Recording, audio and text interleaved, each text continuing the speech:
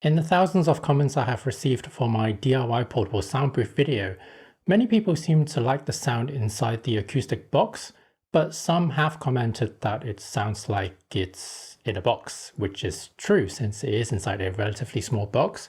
That is one unfortunate drawback.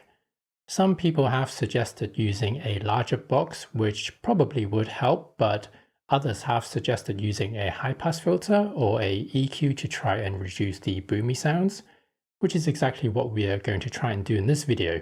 There are endless plugins and softwares we could use, but I decided to use some free simple built-in ones in Final Cut to see what results we can get. I used my Blue Yeti mic for this test, recorded using Audacity on my Mac and sync the audio in post. I did bump up the gain on all the clips with the same amount to get the volume a bit louder, but it shouldn't affect the audio in any other way. I will put some text on the screen to let you know what's been done, especially the clips with the high pass and EQ. With that being said, let's take a listen to the samples. This is what the Blue Yeti microphone sounds like inside my room on its own without any EQs or high pass filters.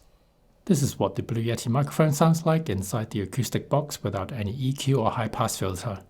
This is what the Blue Yeti microphone sounds like inside the acoustic box with EQ and high pass filter. This is what the Blue Yeti microphone sounds like inside the acoustic box without any EQ or high pass filter.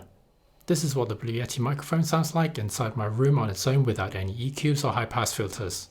I didn't want to loop the samples over and over again by making this video too long, but feel free to go back and re-listen, especially with the headphones if you can't hear the difference on a phone or laptop, for example. I can definitely hear the difference with and without the filters. However, since this is all subjective, I can't really say for sure which one is better, so I'll let you decide.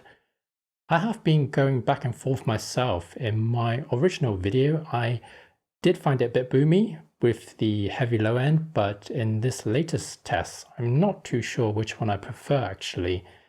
One thing for sure is that the acoustic box does help with reducing the background noise up to 10 dB, as we have found out in a previous other video. Most people seem to like the sound inside the acoustic box without any major complaint, but as we saw or heard, shall we say, we can easily tweak the audio in post and get some reasonable results, at the same time of having the benefit of blocking out some external noises. Anyway, my name is Joe, thank you very much for watching as always, and I'll see you in the next video.